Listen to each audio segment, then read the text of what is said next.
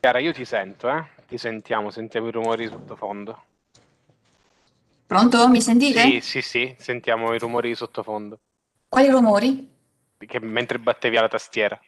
Ah, sì, mi ero dimenticata che dovevo mettere le cuffie. Ascoltate, mi mettete qua in chat, va, che non trovo il link a YouTube, così lo giro un po' anch'io. Anche io entro ma resto muta, va bene. Allora, sì. Quindi le slide, scusami, le mandi tu, Flavia? Le giri tu? Sì, sì, sì, le giro io. Sì, che lo metto anche qui nella chat del BioVoices Virtual Meeting, sto benedetto link a YouTube. Hello, good Good morning. morning, Hello, Mr. good morning. Patterman. Good morning. Good morning. Can you hear me and can you see me? I see you and I can hear you. Great. Wonderful. The same for you. Wonderful.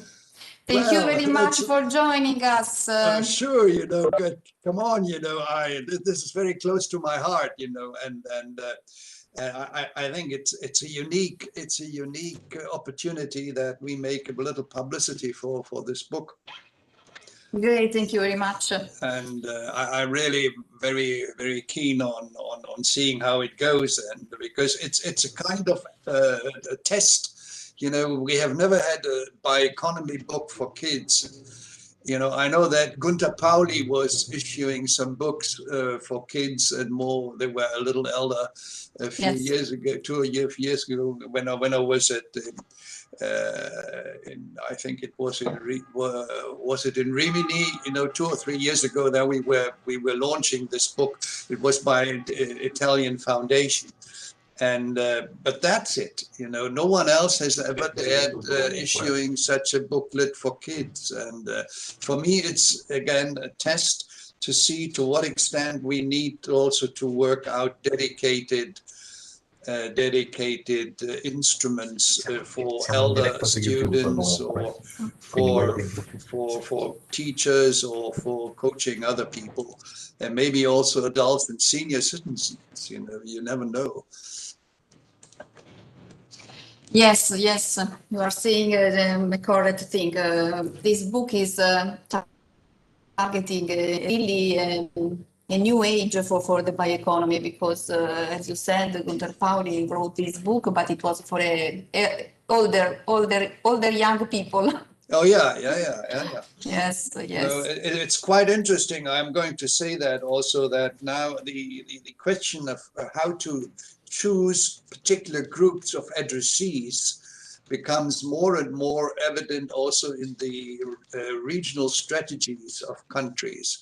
For example, the Baden-Württemberg and Bavaria, they have in their actions for their local strategies that the schools, any kind of school types, primary, secondary schools, that they need to register the bioeconomy into their curricula.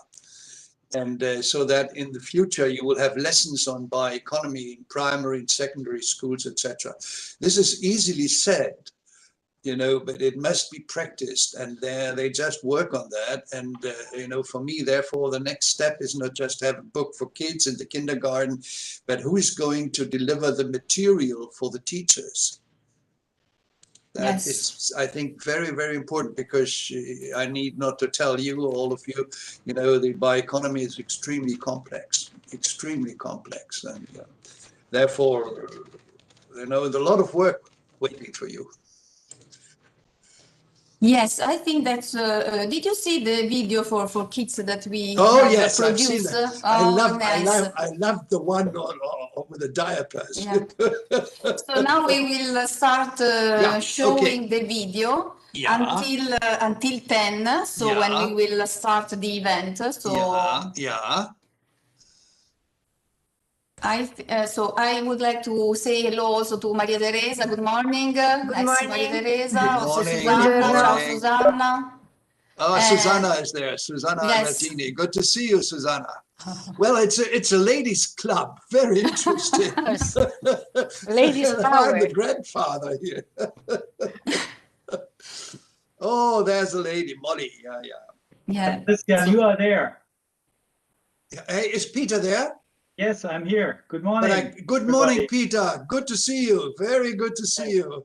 Good morning, Susanna. Good morning. Christian. Good morning, Oh, Peter. that's great. Hello. You know, Hi, how are you? I will say something very positive on you. You know that you were able to fund that. You know, this is very unique. And I got already a phone call from China. You know, they must have learned. You want to do You that know, as well? Good. yeah, and they were very keen on what it is because there are a lot of kids in China. Don't forget that. Excellent. Very good. So now we will show the videos with kids until 10, and then we will start. So I would like, because we are also going on YouTube, so in streaming online. So may I ask you to close or mute your microphone, and then at 10 we will start. Let me just ask, will you show the slides later on? Yes, we will show the slides. Thank you. Great. Thanks.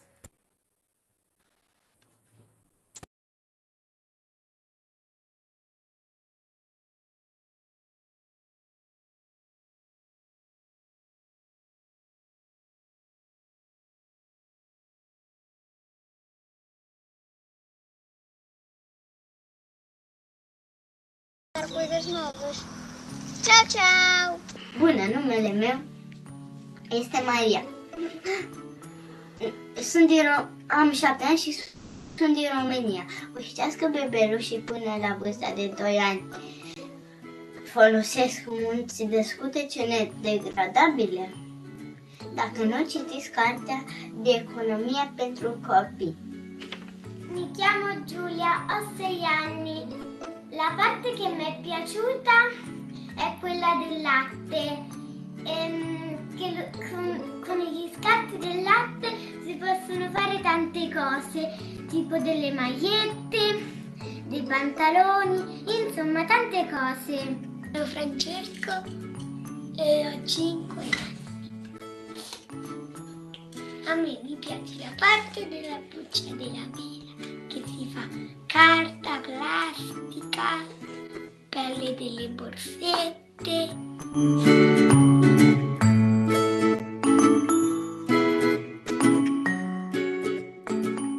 Milk can also be worn. Let's find out. Lift the flap. Oh, a soft and sustainable material can be made from the liquid left over from processing milk. I did not know that either. I think you know more than me. My name is Molly. I'm 5. I live in England. My favourite part of the book was the blueberry and tomato cream. Hola, me llamo María. Hola, me llamo Sofía. Yo tengo 8 años. Yo tengo 6 años. Y las dos somos españolas. A mí lo que me gusta más es el lápiz con semillas, que puede hacer un árbol y cosas. A mí lo que más me gusta del cuento ha sido una comba que puede saltar, que se hace a partir de plantas. E as duas nos gusta cuidar do planeta.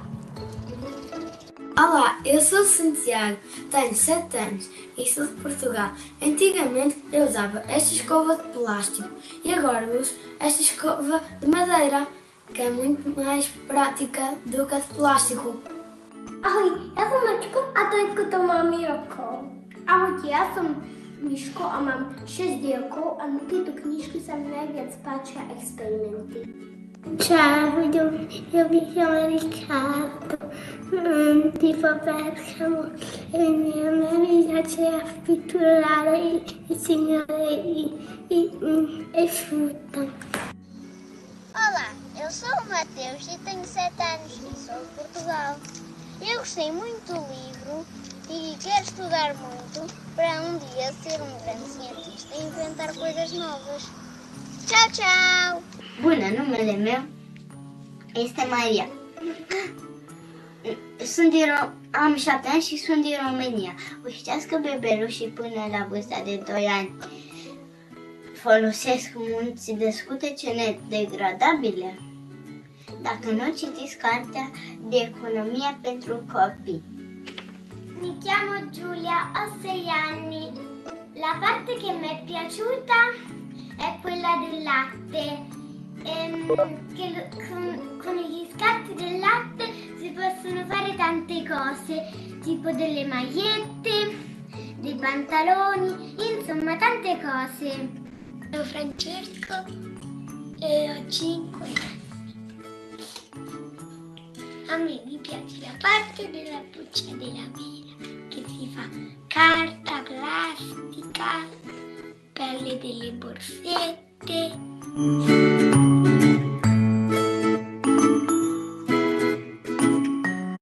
Do you think that milk can also be worn?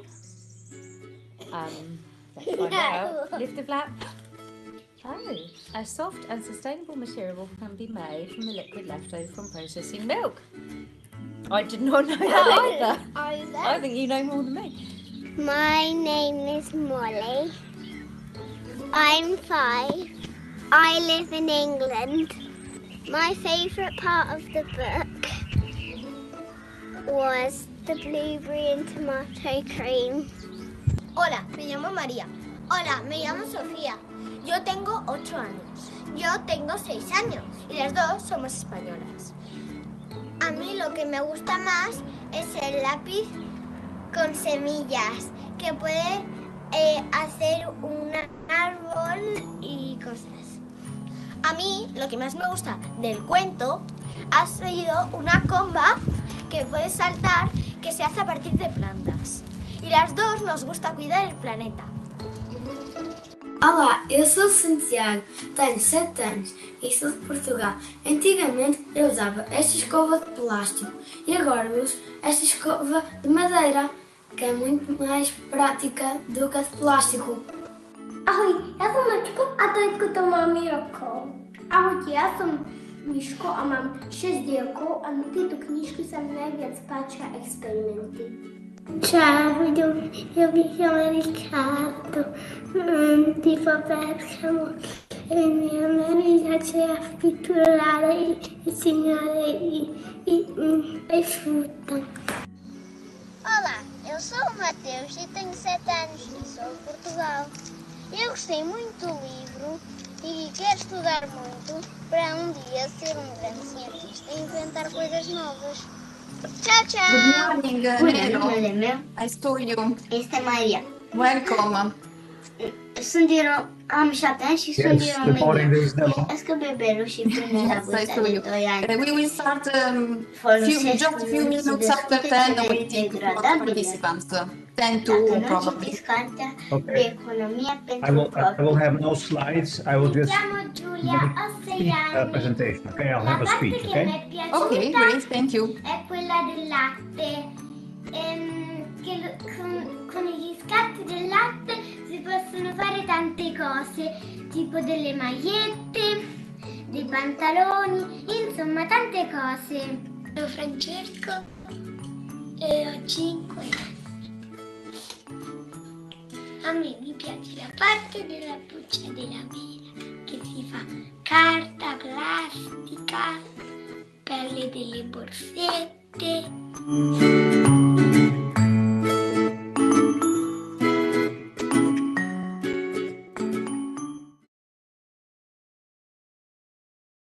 Do you think that milk can also be worn? Let's find out. Lift the flap. Oh, a soft and sustainable material can be made from the liquid left over from processing milk. I did not know that either. I think you know more than me. My name is Molly. I'm 5. I live in England. My favourite part of the book was the blueberry and tomato cream. Hola, me llamo María. Hola, me llamo Sofía. Yo tengo 8 años. Yo tengo 6 años y las dos somos españolas. A mí lo que me gusta más es el lápiz con semillas, que puede hacer un árbol y cosas. A mí lo que más me gusta del cuento ha sido una comba que puede saltar, que se hace a partir de plantas.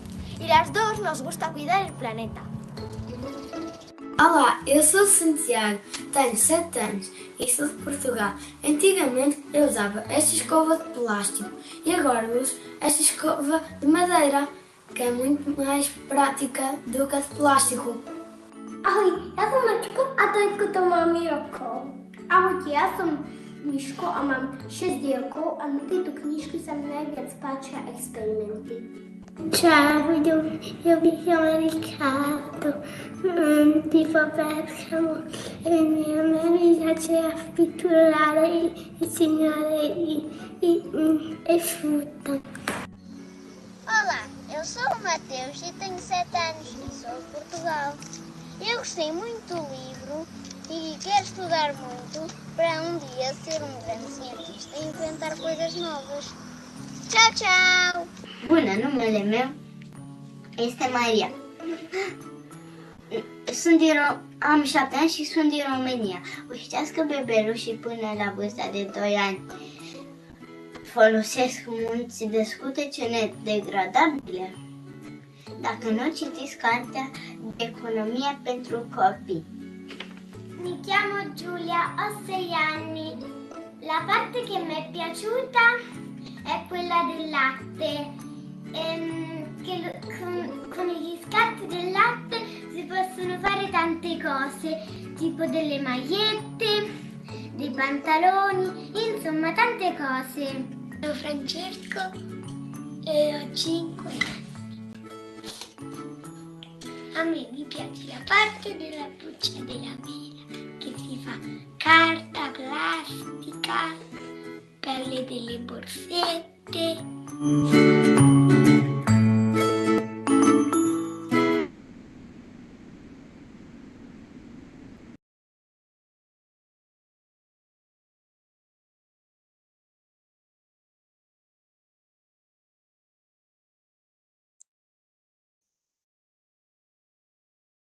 Chiara, sei muta.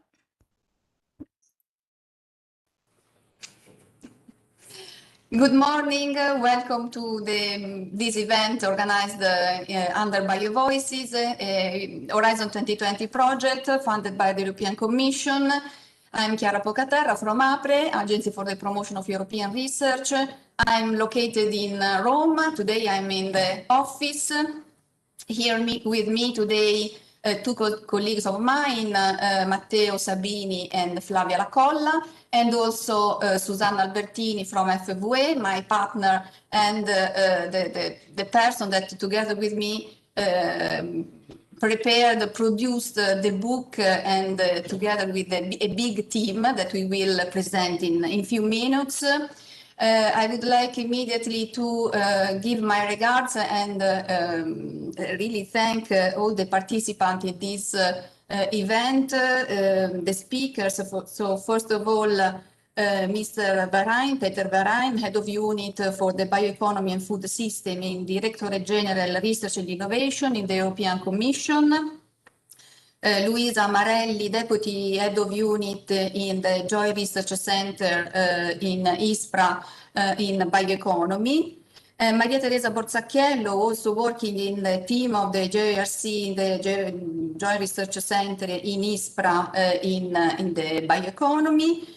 And Nelo Emerencia, Director Programming at Bio-Based Industry Consortium.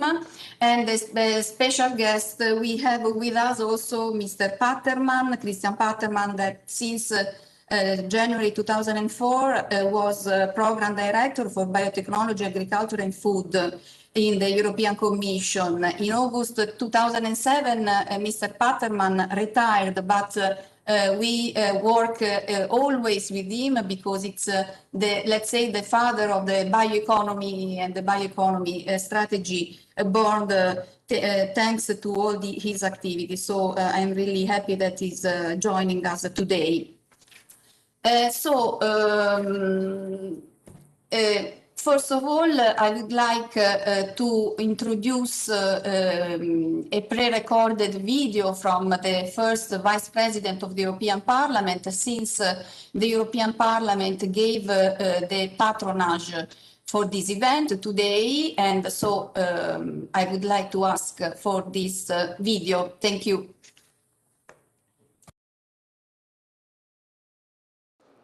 Thank you very much for giving me the opportunity to address you at the BIOVOICES book for kids. I have always talked about how important it is to speak to children about our common challenge to protect our environment in a language that they understand. The technicalities aside, protecting our environment is something that we will bequeath to the next generation. That's our duty to them. So I am all the more enthusiastic to support this effort. Within the last year, the COVID-19 pandemic has been the issue on everybody's mind. This pandemic has threatened our very livelihoods and affected our lives in ways we will speak about for generations. Now, as the European Union has adopted an ambitious economic recovery plan and rollout of vaccines has started, if this pandemic has taught us one thing, it is that we can only face these challenges together. We are not there yet, but we are on the right path. As we hope to turn the corner and move out of the immediate health crisis, we can focus on how to rebuild our economies and societies. Returning to the old normal is simply not good enough. We cannot put aside the other ongoing crisis on our doorstep, a crisis that also shows symptoms: rising temperatures and water levels, changing environments, decreasing air quality, the extinction of ecosystems and reduction in biodiversity, to name but a few. In a few years, if we do not change course, we will have more plastic than fish in our oceans. Now, we understand that the EU Generation Plan offers an opportunity to rebuild with our climate goals at the centre of our attention. By channeling funds through EU programmes that put the Green Deal at the heart of the recovery, we have an opportunity to not only recover from the economic crisis, but to also move towards a more circular, sustainable economic model. As we are starting to understand the finality of materials that we have become so accustomed to, we need to prepare ourselves for the economy of the future, one where the culture of consume and throw away is left in the past, where single-use plastic has no place. Worrying statistics show us that close to 75% of the marine litter in the world's oceans is plastic. Most of it is single-use, unbiodegradable plastic that remains in our ecosystems for centuries, harming our health, choking our fish, and throttling our turtles. It simply cannot continue at the current rate. It is time for change. Changing the way we deal with waste and the way we devour harmful, instantly throwaway goods is not easy. Nor is it something that can be changed overnight. But there are a few simple steps that we can all take in order to reduce the impact on our environment. I like to use plastic as an example that the impact of small personal decisions can be enormous. My point is that minuscule, almost unnoticeable differences in our lifestyles could make a massive difference. By investing more resources into research and innovation, we will be able to realize an agenda that promotes more sustainable consumption, production and lifestyles, which will help us become the first climate-neutral continent by 2050. The word sustainability must be at the heart of our economy. We have a plan, but now it is up to us to build a Europe which future generations can enjoy in the same way that we and our predecessors have been able to enjoy it. To truly make Europe sustainable, everyone, policymakers, educators, entrepreneurs, industry workers, citizens must get on board. And this book will help guide our youngest members in society to make sustainable choices from their formative years. I, for one, can't wait to read this book with my children. So congratulations once again to everyone who has contributed towards the creation of this book. I have to say that I'm really proud that also the European Parliament gave us this patronage for this event and for this project that we have produced. So during the last few months, it was one of our priority. Susanna will also speak about our adventure producing this book for kids. And I have to say that the first Vice President of the European Parliament was really nice. And so we will send a few copies of the book also to her and their office. I know that she has 4 boys, 4 young boys, so I'm sure she will read our book also to her children. So we would like to understand just a bit the audience that is following us today. So I would like to ask Matteo to present the next step of our workshop. Thank you. Thank you. Good morning to everybody. I'm Matteo Sabini from APRE, working by Voices with Chiara and Flavia and other people here in APRE. So first of all, we would like to understand the audience we have. And so we kindly ask you to go to menti.com and to put this code 2327810. We will have some questions for you, just 3-4 questions to understand better the audience and to yes, we would like to ask you something also about your awareness on bioeconomy. So now please go there, but in the meantime my colleague will go through Mentimeter. So you will see again the code in just a few seconds. And yes, this is a method we use in general to have some insights from you. So now, yes, the code is 2327810. In the next slide, I see that some people are coming. So if you can go, okay. So first of all, the first simple question is where you come from. So we'd like to understand what is your country. I see a lot of Mediterranean countries, so Italy, Greece, Portugal, but there are also people from Eastern Europe. That I mean is an area, a geographical area where the bioeconomy is growing fast and a lot. So I invite to the other people that are watching the event to go there and to put to reply. So you have the code that is 2327810. So I think that in the meantime we can move to the next slide. And we want to understand how much are you aware about the bioeconomy and about bio-based products. So you can use, you can vote from 0 to 10 just to let us understand how much you're aware. So 0 if you never heard before, or 10 if you're completely aware. So I see a lot of people that has quite high knowledge of the bioeconomy. I can just recall the survey we did with the BioBridges project, where the large majority of the people, half of people, had a scarce knowledge of the bioeconomy, or they've never heard it before. It was almost the 50%. So here today, I see that there are many people skilled on this. So there is a quite high knowledge of the bioeconomy and bio-based products. So in the next slide, we'll see another question. Okay, is about your yes, the definition of bio-based. What does it mean? It's organic. It's made of renewable resources. It is compostable. It is sustainable. So let us know what is, in your opinion, your correct answer. I see that people is keeping on voting, and yes, also this was another question made in the survey that we did, and also on this point we noticed that there were a lot of confusion on the term. So also in this there is a lot to do. So we hope that with this book we can help people to better understand what is the core definition. Okay, so I think we can move on the next slide.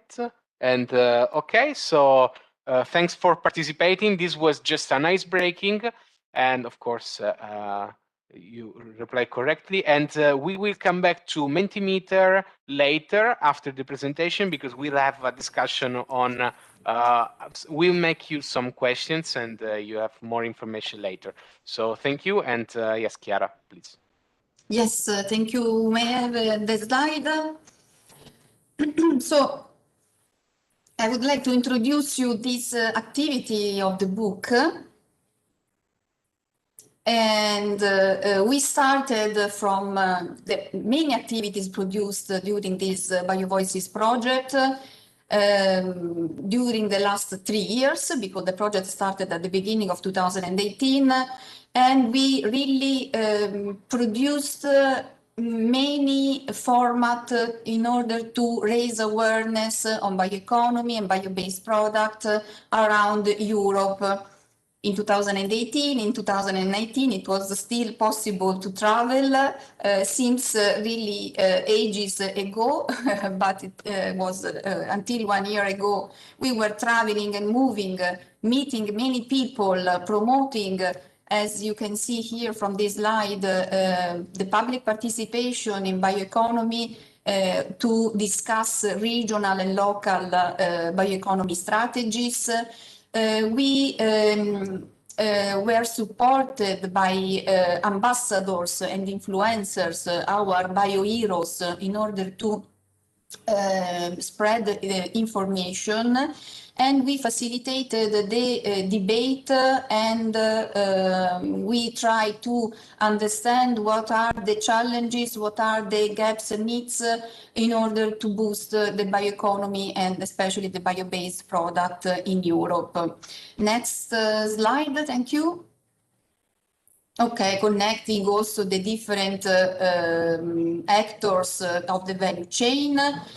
We produced several video shorts with interviews with the researchers.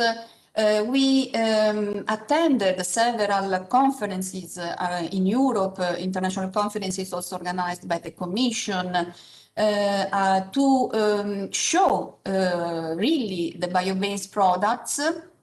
We have a big collection of different bio-based products. People really need to understand, to touch, and to feel what is the bio-based economy.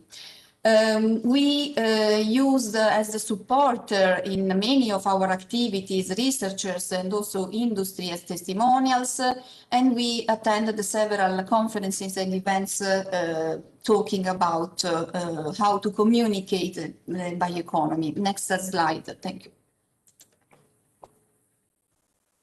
So we produced several materials, quiz, competition, call to action, games, interactive information, success stories to inspire people to create also new networking opportunities and so on. So you can see from here, so how many products we have produced during the last years, and we have used the next slide,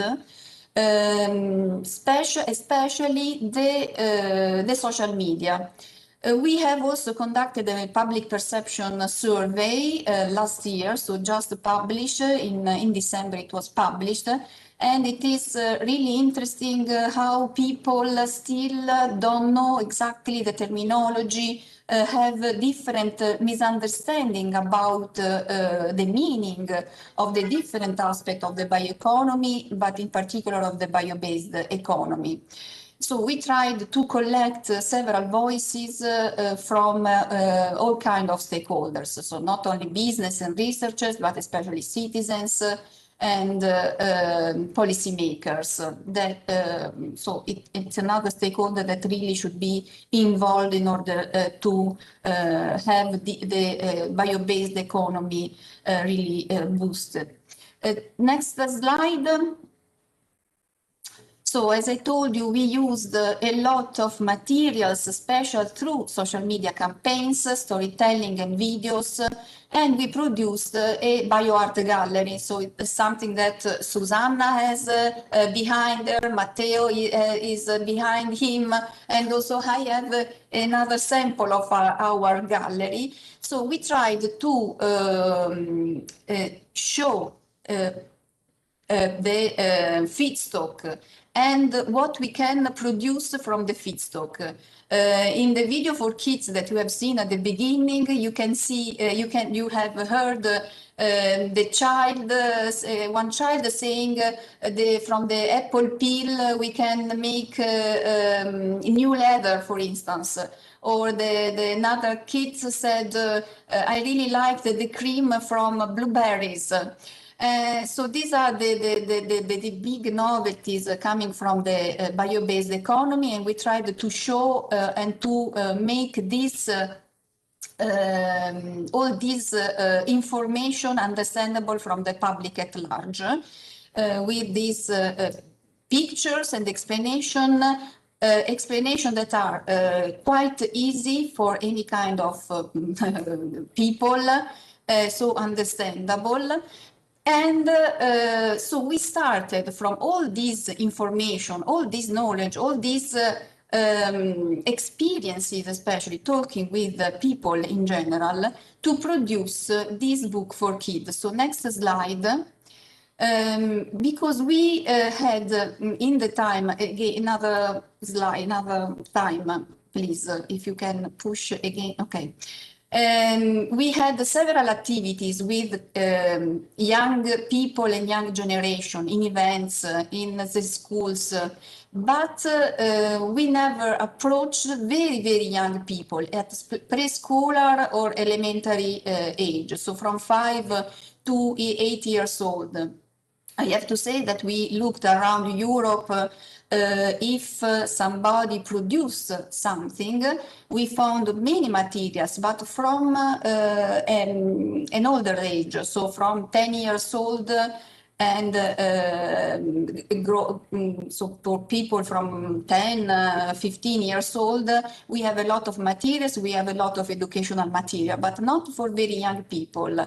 And so for us was really an objective to give information to kids so young, because, so next slide, because we don't, in this way, we don't give information and education only to kids, but really we can engage also their parents, their grandparents, and also the teachers.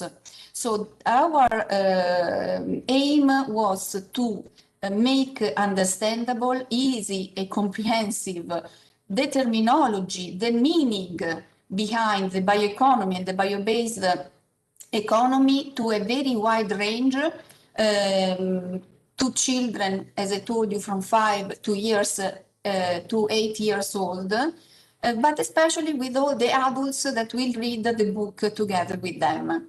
So this book has a scientific sound contents.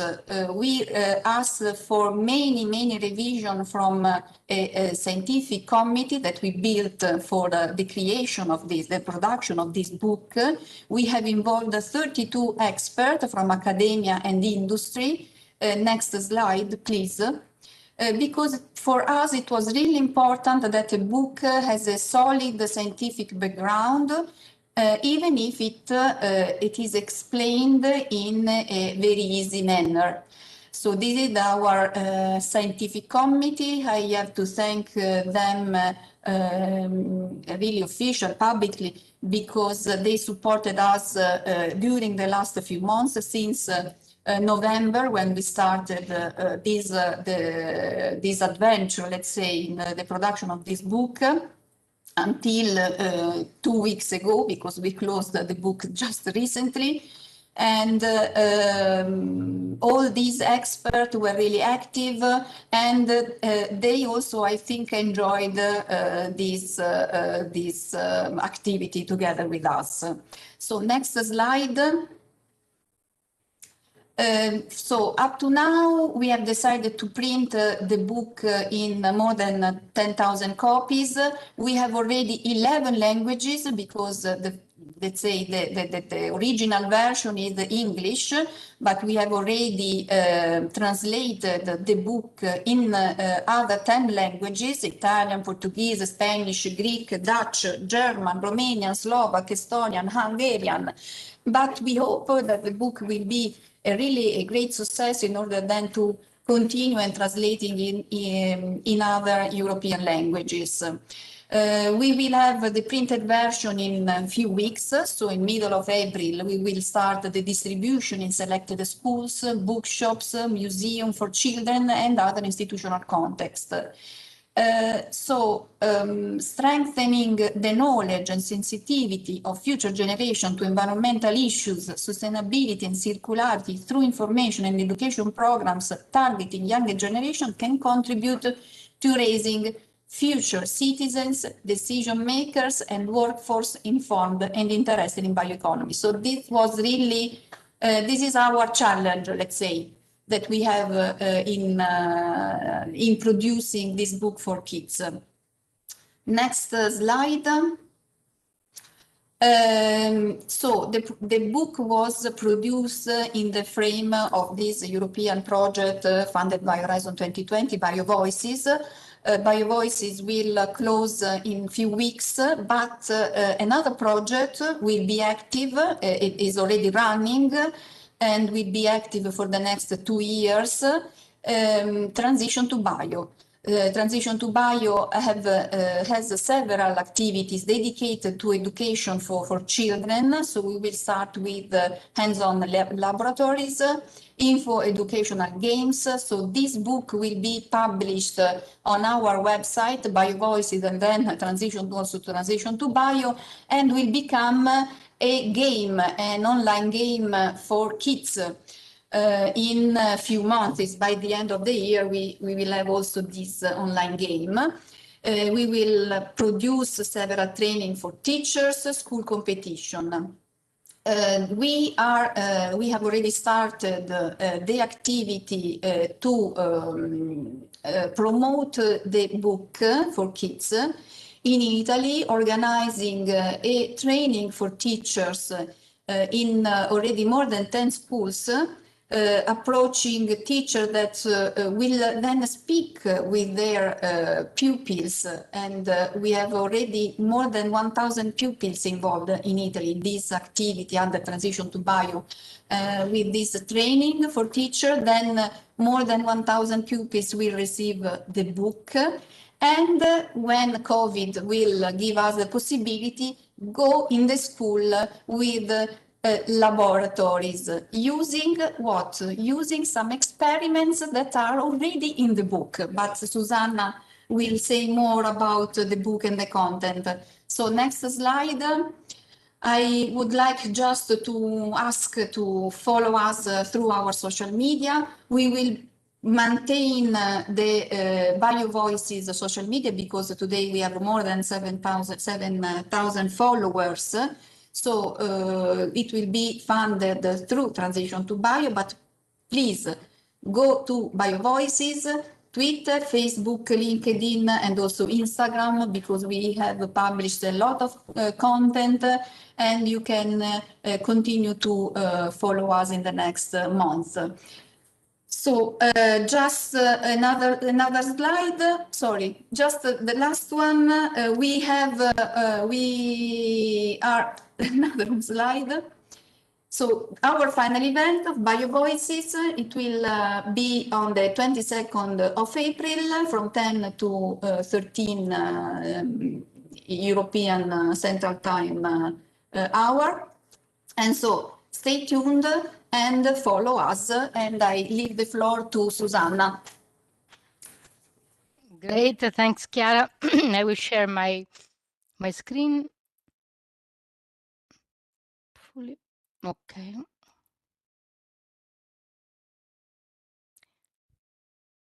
Okay, do you see it big, I guess?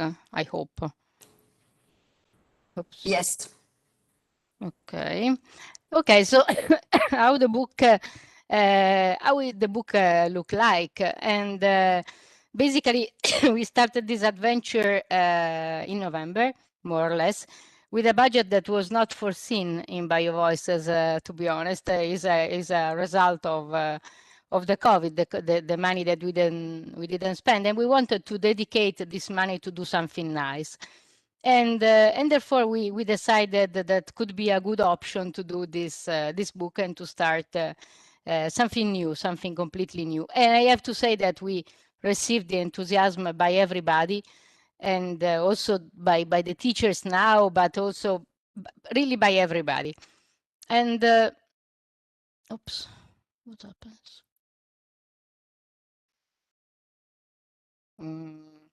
Do you see small, no? Vabbè. I leave it like that. I don't know what happens. Anyway.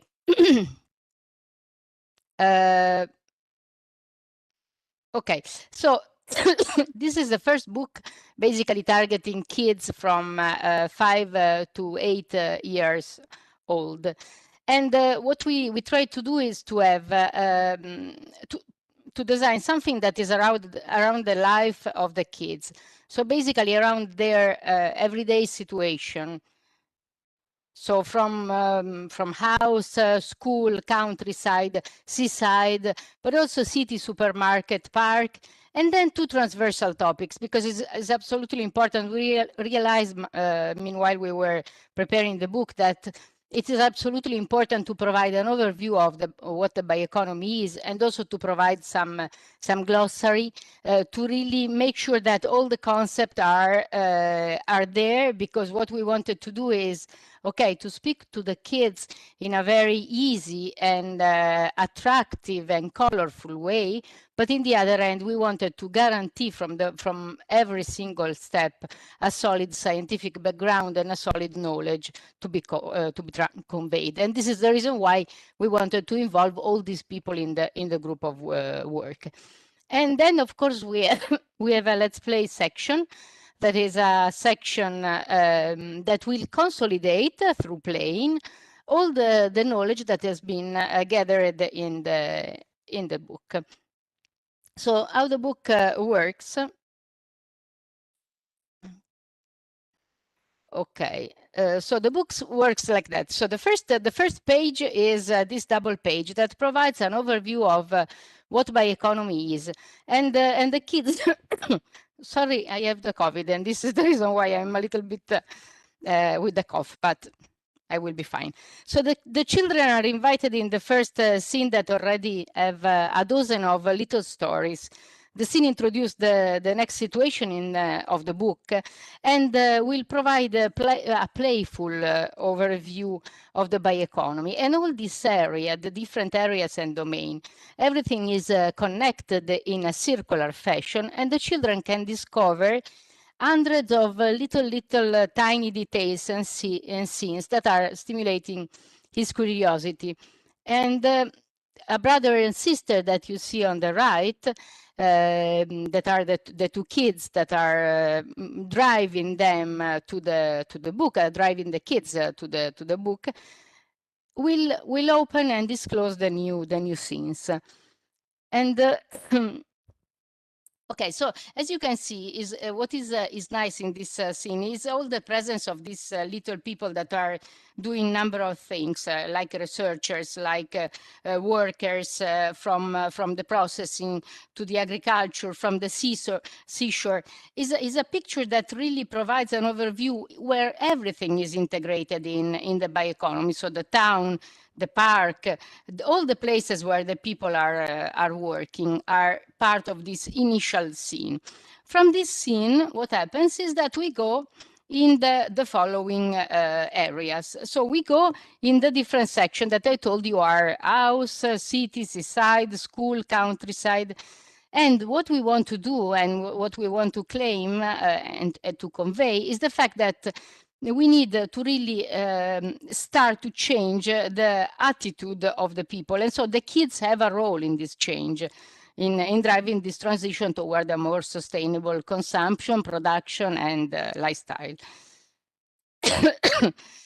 Well, we also wanted to convey more, because bioeconomy, of course, is absolutely connected to everything that is related to sustainability, so circular economy, sustainable production, consumption and lifestyle, climate change, the impact of the bioeconomy in the economy, in the society, in the work, for instance, in the environment, and also the ecosystems, the biodiversity, the planet's protection, the end of life of the products, and several definitions, but also other elements that are embedded here and there in the book.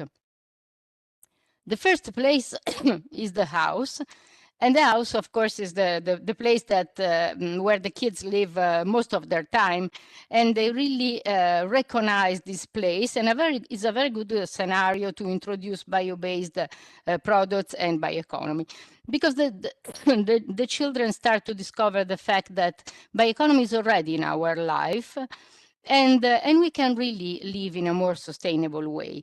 The book describes everything in form of curiosity, examples, questions, surprises, and it uses the style of Osborne, that is a very, very famous publishing chain in UK, but it's famous all over the world. So they have this book with the little windows that open, and in each window, in our case, we have 10 windows per topic, per area.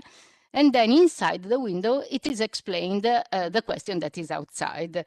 So as you can see, for instance, in these examples, we have the some I don't know, for instance, this is the how do you brush your teeth, and then we have the inside part, that is this one about the toothbrush.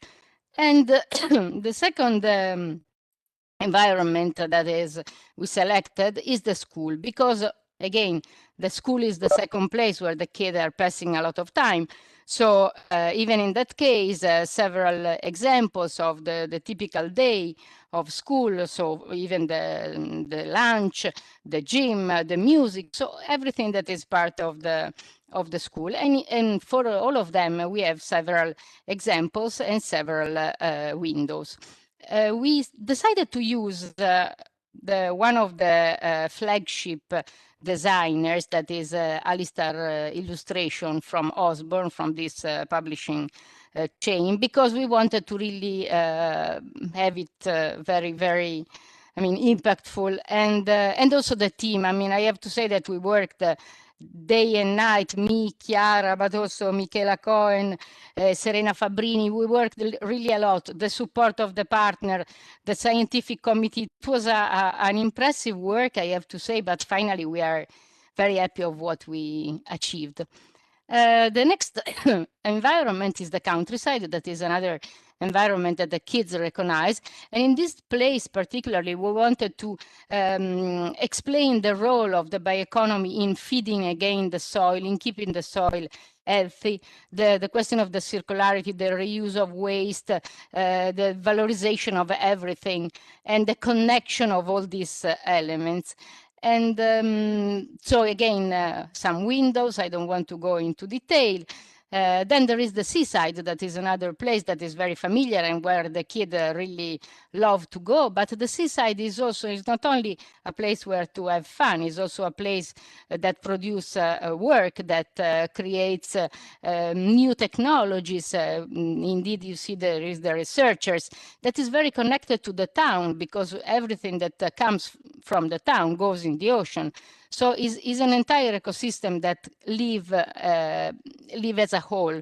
And this is one of the messages that we wanted to convey to the kids, the biodiversity, for instance, the importance of the ecosystem and for the future generations. And then the city, because this is the place where the majority of kids live. And so how the bioeconomy can contribute to fight pollution and to address the challenges. There is the park, there is the supermarket, there is the city per se. So in all these elements that the kids find familiar, they really can find something, recognize something that is in their life, but have a new perspective and a new solution. And finally, some examples of how we need to behave, read the labeling, new products, new solutions. Everybody, as you have seen, we have an entire family, not only the two kids, but we have the grandmother, we have the little kids, the father, the mother. And then everything is consolidated in this page, in which there is some exercises, some funny way to consolidate what has been learned through exercises, through ideas, and finally a glossary, because we believe that is absolutely important to provide specific information. This was somehow very complex because our colleagues from the scientific committee, I have to say that were very serious. And then we had a lot of way back and forth, but finally I think that the book is solid enough and we are very proud of this. The very last slide is how it worked. So very first concept with this sketch, the concept and the first definition of the contents, the concept visualization done by Letizia, by Alistair, the designers, the validation from the scientific committee, not only in terms of contents that are more easy, but also in terms of visualization, because it is really easy to provide a wrong information with a design. So we designed this, and then we went back to them with the final version, and finally the translation, that are not only translation, but also linguistic version. Indeed, all the BioVoices partners found someone that is expert not only in pedagogic approaches, but also in specific contents in the bioeconomy, to be able to really make a very high level, high quality content. Okay, so I'm done. I pass back the Yes, thank you, Susanna. So I have to say that Alistair is not able to join us this morning. She had a funeral this morning, exactly this morning. So something that was not foreseen. But she is with us anyway. I have to say that she, first of all, it was something new also for her. The bioeconomy was something new as content also for our illustrator, but it was really a pleasure to work with so high level person. So Susanna said all the information about the book. I would like to thank the partners of BioVoices for the translation that Susanna has just said, and also that you can find a form in order to ask some copies of the book. So please fill in the form that you can find the link in the chat of YouTube. In order to ask a few copies of the book. So now I would like to go to the next phase and would like to thank Peter Varheim and ask Flavia also to put the presentation from Mr. Varheim. As I told you, the head of unit for the bioeconomy and food system in the Directorate General for Research and Innovation of the European Commission. And Varheim is also involved in our scientific committee of the book.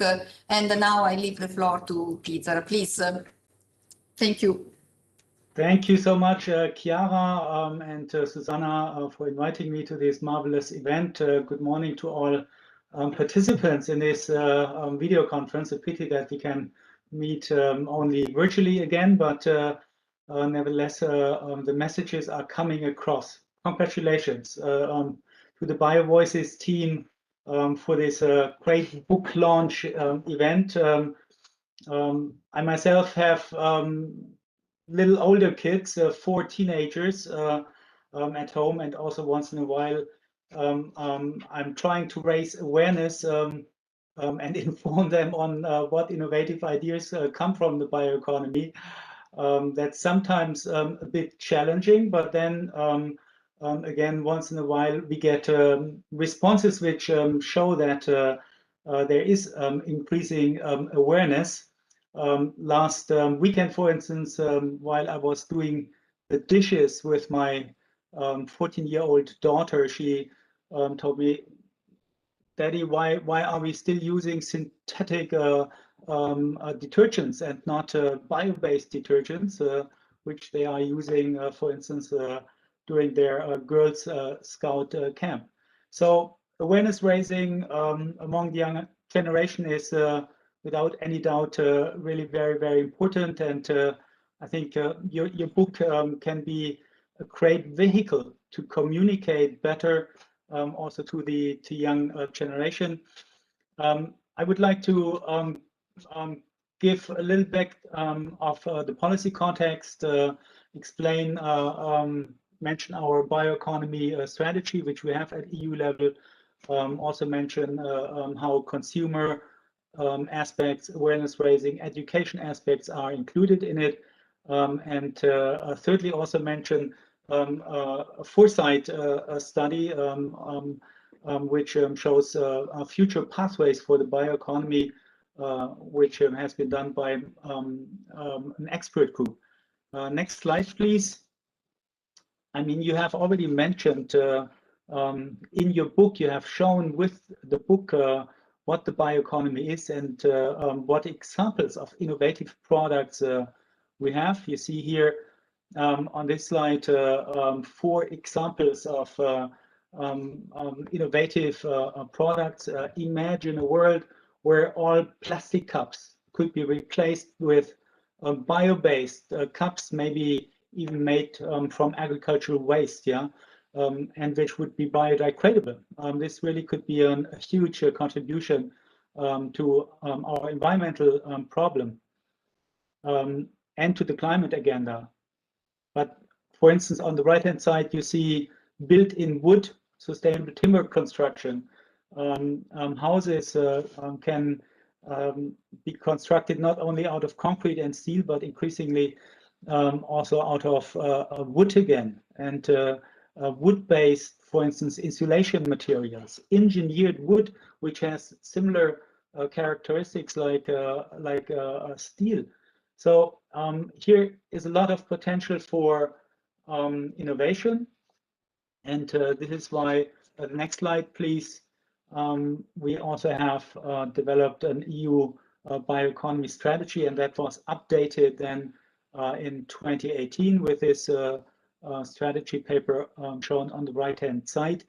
And in this strategy, we argue that the bioeconomy covers all sectors and systems that rely on renewable biological resources. It includes land and water ecosystems, but not only the products, also the services they provide, the ecosystem services. That is very important. It therefore includes traditional products such as food and feed, but also more innovative products that come also from the bio-based services, energy and services. In all areas, we see significant potential for innovation. Why is that concept overall relevant? I think there are at least there are many reasons, but one observation is that we cannot stay within our planetary boundaries if we continue to consume mineral and fossil-based materials at the pace we have done during the past decades. Since 1970, the global use of resources and materials has more than tripled, and resource extraction is responsible for half of the world's carbon emissions. And a second aspect, which is more forward-looking, was also highlighted in a McKinsey study last year, which argued that until 2040, we could replace 60% of today's industrial fossil-based and mineral-based materials with bio-based materials. Hence, the bioeconomy has a lot of potential to make an important transition happen. The bioeconomy offers the chance to replace many of these materials. All this is also reinforced through the EU's European Green Deal, which is supporting the transition to a more sustainable world. And we argue that the bioeconomy is very much enshrined in this European Green Deal. If it is a circular and sustainable bioeconomy, it can make an important contribution to this transition. Next slide, please. In fact, it is, from our point of view, a model for green growth, because the bioeconomy looks holistically at the entire system. It looks at the economic, social, and environmental aspects of the transition. It helps to address environmental challenges, such as achieving climate neutrality by mid-century, making a better protection of biodiversity possible in our ecosystems, reduce the dependence on non-renewable resources.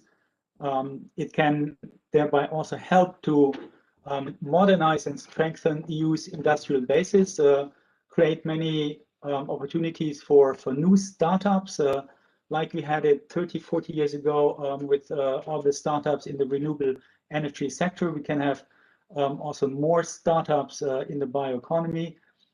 It can hence enhance resource efficiency and circularity, and overall transform how we produce and consume. Next slide, please. In terms of statistics, the colleagues in JRC have put together these slides, which show that if we include agriculture, forestry, and all the processing industries, the size of the bioeconomy in Europe is very significant.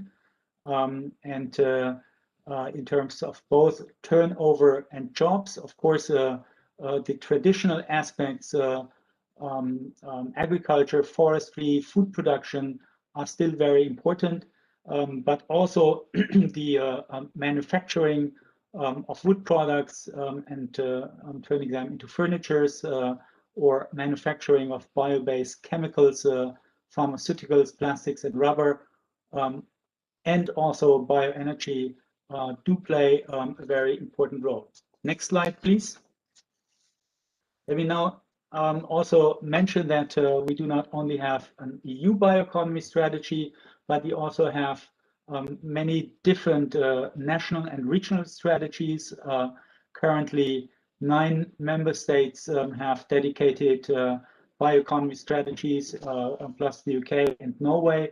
Many bioeconomy strategies are under development, and we also have more than 50 regions with bioeconomy related strategies, which also shows that the bioeconomy in Europe is not one single concept, but it's very diverse. It depends on the resource endowments. In Northern Europe, it's very often related to the forestry sector, while large proportions of the bioeconomy in the Southwest concern fibers, bio-based textiles, and high-quality food.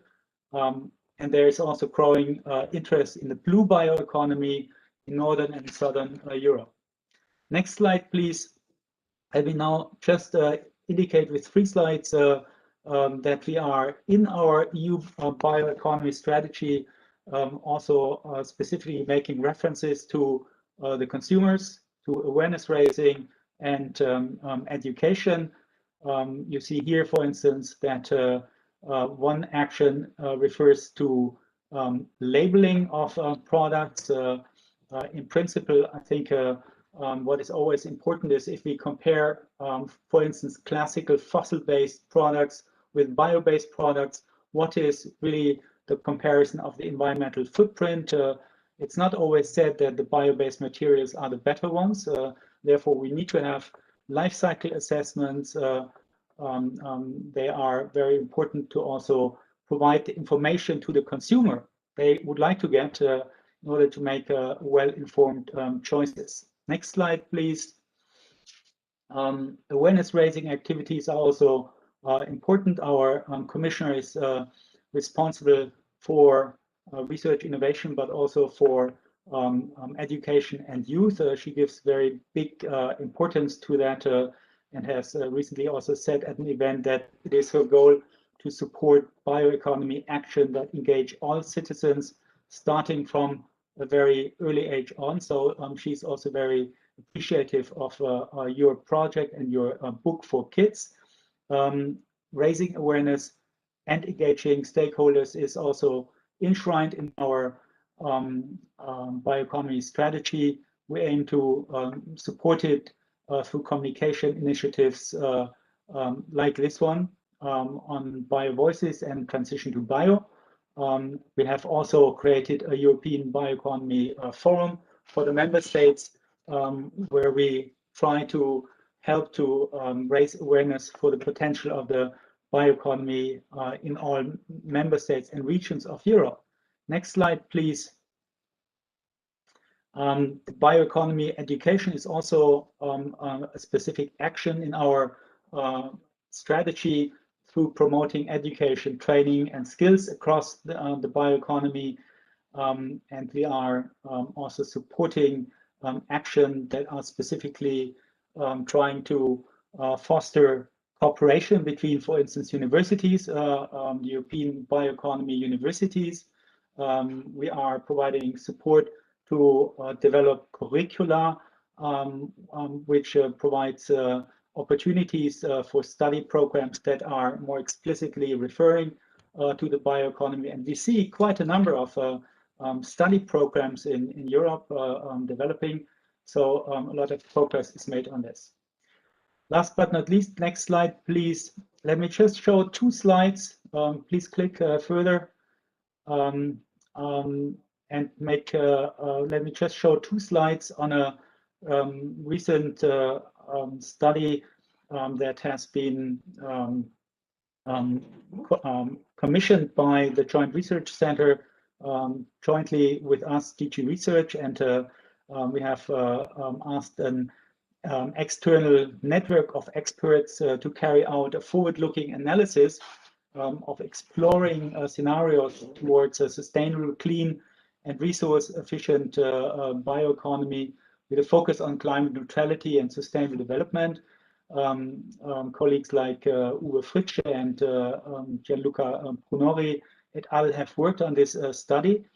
And I thought I share this slide with you because it basically shows what are the important drivers that are important to really make the transition in a normative way, a transition to a sustainable and circular bioeconomy. You see on the x-axis the societal dimension, consumer and business behavior, and on the y-axis you see the policy axis and climate change adaptation. The overall guiding principle of being transformative is, in this context, acknowledging the trade-offs, possible synergies, but it is clearly arguing that it's not only neoliberal economic action, markets and policies that are important, but that in fact also very clearly the societal and consumer behavior is very important. Only in the upper right-hand corner of this graph, in the upper right-hand corner where you would have, yes, consumer that strive towards sustainability, businesses that are ready to adapt to new business models, plus proactive policies, only there where society is doing it together, we could really make the transition to a sustainable circular bioeconomy. Next slide and last slide, please. And this, on that basis, this normative report presented also some insights into forward-looking trends for 2030 and 2050. For instance, arguing that on that basis, the bioenergy supply and demand would decrease, while it remains to have a very important complementary role in the entire grid. you would see an increase in biomaterials and ecosystem services, also biomass for construction materials, and use of innovative biomaterials would increase. Overall, this normative forward-looking study also highlights again the importance of circularity. It also argues that bioeconomy offers, as the Vice President Metzola said, offers many chances for getting out of the crisis in a more resilient way, and therefore deserves more attention in the recovery and resilience funds, which some member states are already doing. For all this, they have developed a nice term, as I find, bio-V economy, which again shows that building in the entire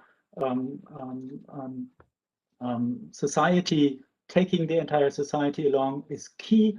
And therefore, in that respect, again, I think your book is marvelous and a fantastic contribution in that overall effort. Thank you very much for your attention, and back to you, Chiara or Susanna. Thank you, Peter. So I would like to ask to Ms. Marelli and Borzacchiello to introduce the next presentation.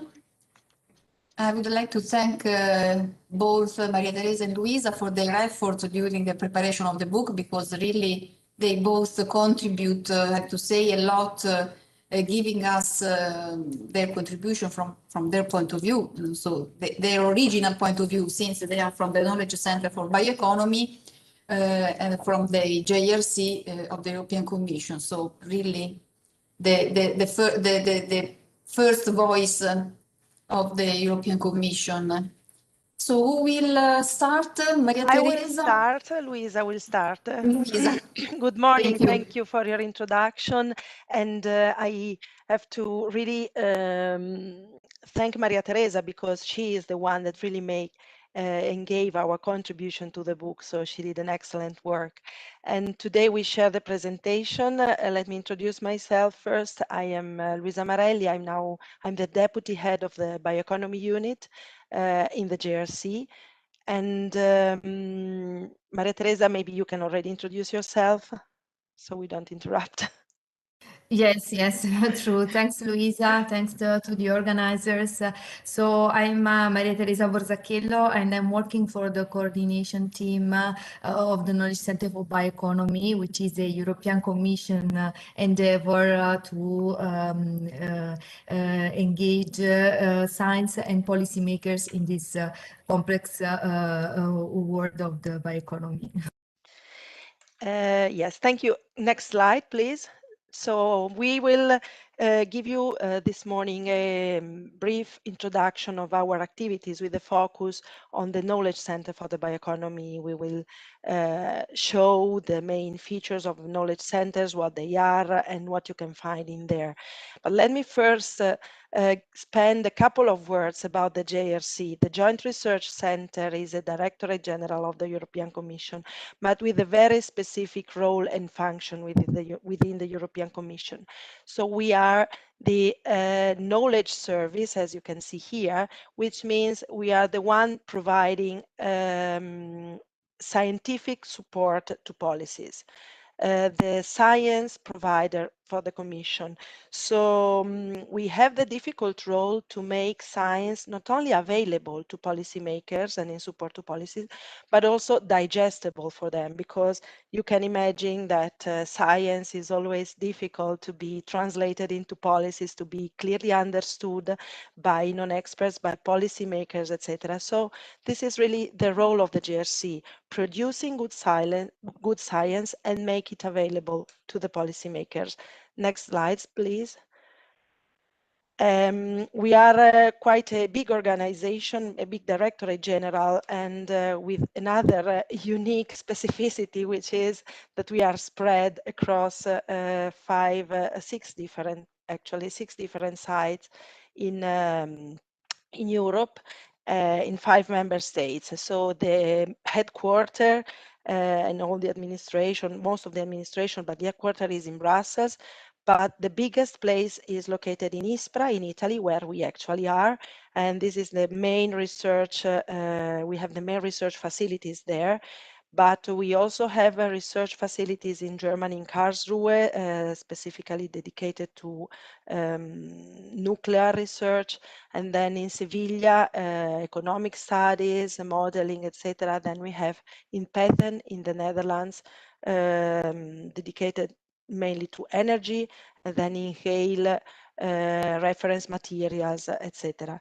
So as you can see, it's really a big organization spread across different sites with many topics that we cover with our science. Next slide, please. So we are now in a difficult, let's say, situation created by the overabundance of information. So we arrived at a level that we really have a lot of information available from any kind of sources, including, well, of course, internet and all the possible sources of information, which are really making the scientific domain complex.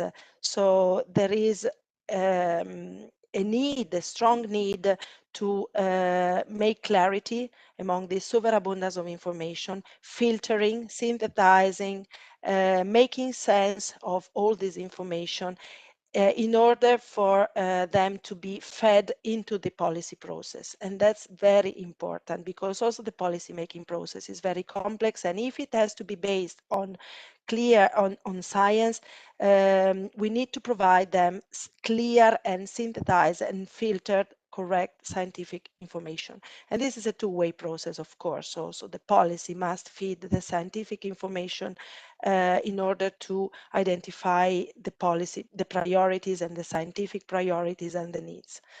Next slide, please. So how the European Commission responded to this important demand and request for filtering scientific information. We have created what we call knowledge centers.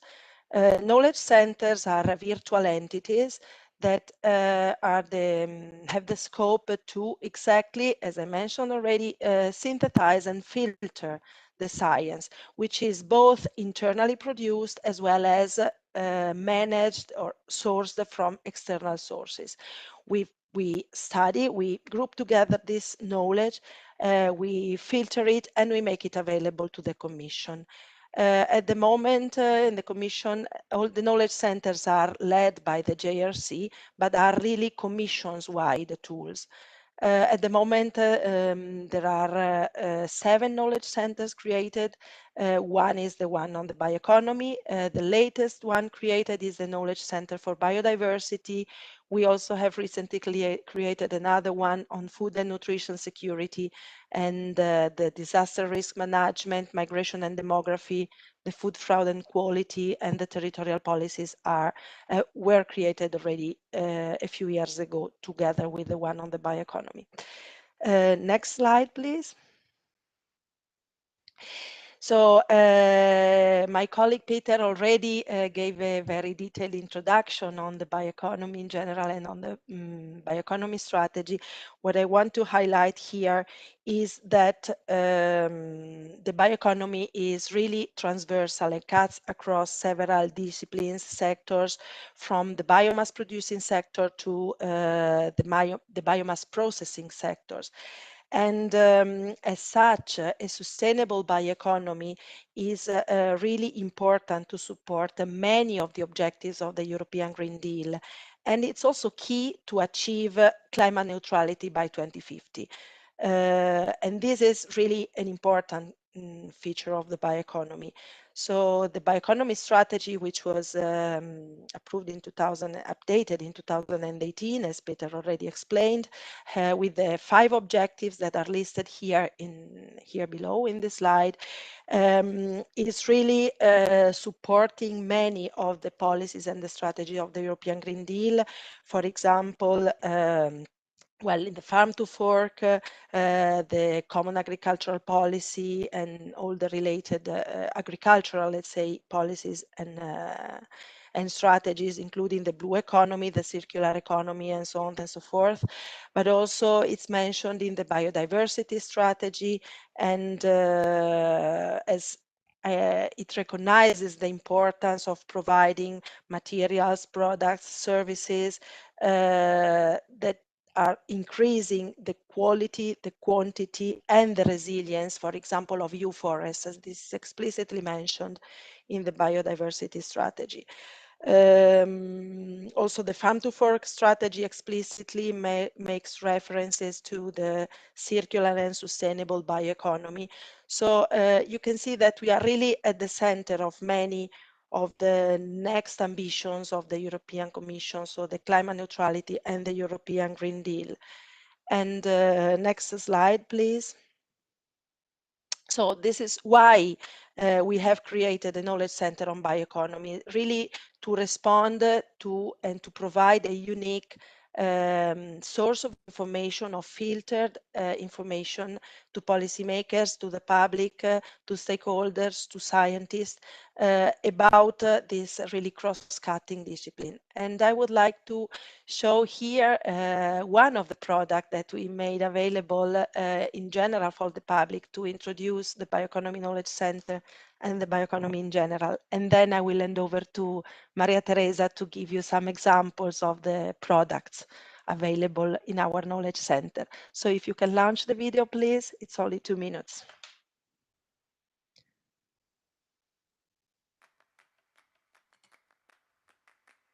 Climate change and land and ecosystem degradation, together with growing demands for food and energy, force us to find new ways of producing and consuming. A sustainable and circular bioeconomy helps address these challenges. Renewable biological resources from agriculture, forests, seas, and organic waste can be used to produce food, energy, and some of the materials we need, such as plastics, textiles, and chemicals. What if paints and detergents could be made from crops? Algae could be turned into fuel, and industrial bioproducts could be transformed into fertilizers. The bioeconomy can help ensure there is sufficient and nutritious food for all, that natural resources are managed in a sustainable way, and that we are less dependent on non-renewable resources.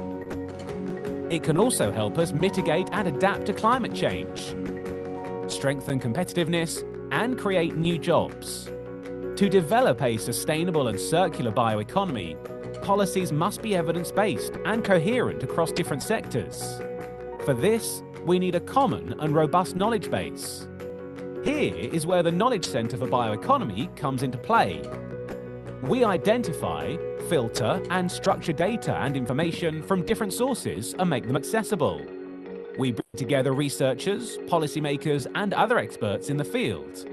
We analyse and synthesise available evidence and communicate it in a transparent, tailored, and concise manner. We build a common and enhanced knowledge base for policymaking on the bioeconomy.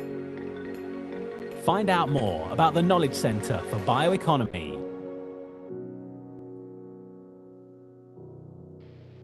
Okay, thank you. And Maria Teresa, I hand over to you. Thank you. Thank you. So one of the core activities of the Knowledge Center for Bioeconomy we have seen is to identify and filter relevant information and to make it accessible online on the Knowledge Center for Bioeconomy web platform.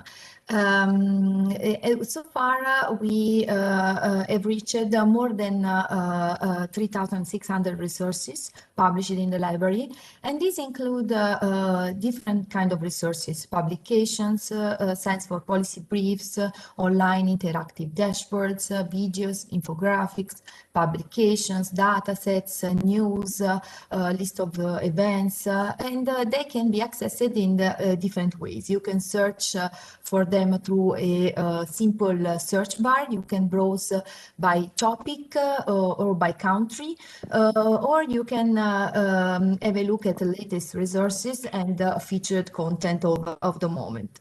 Next slide, please. The Knowledge Center for Bioeconomy aims also to analyze, synthesize, and communicate available evidence to policymakers.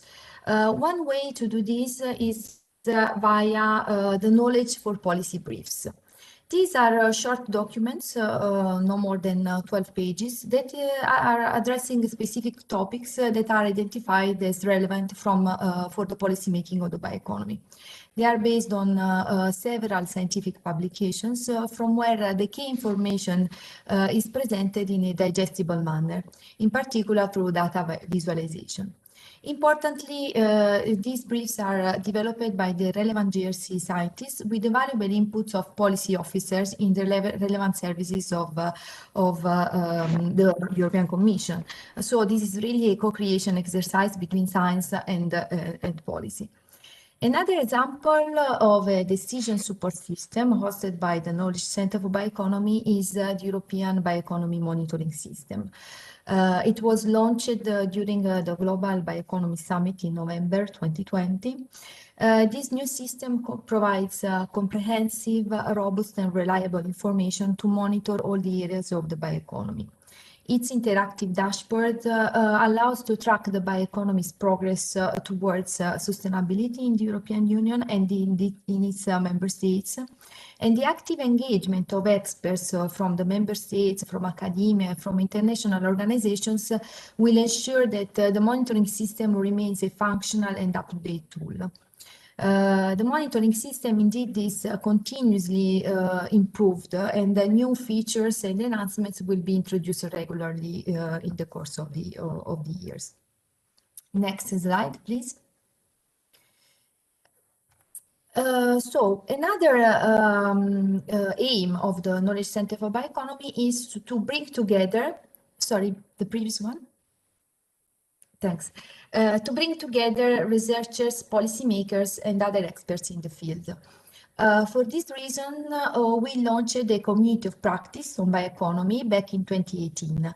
This community of practice includes an online space where Commission experts in particular exchange ideas and knowledge, and also the organization of offline events where experts from member states and international institutions are also invited to contribute.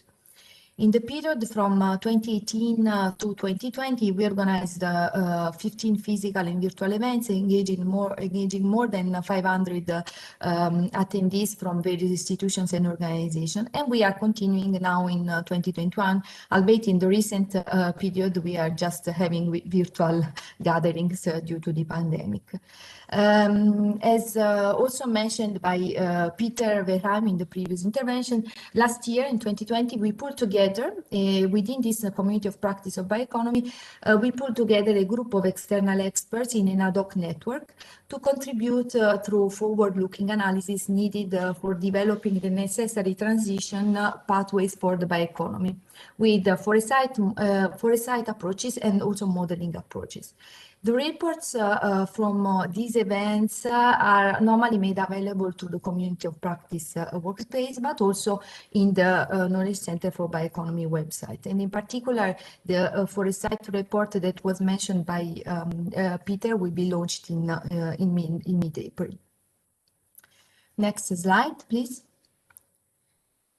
And not only we analyze and synthesize available evidence, but our aim is also to communicate such knowledge in a transparent, accurate, and concise manner. For these reasons, since 2019, we are producing short videos related to the policy briefs that I have introduced before.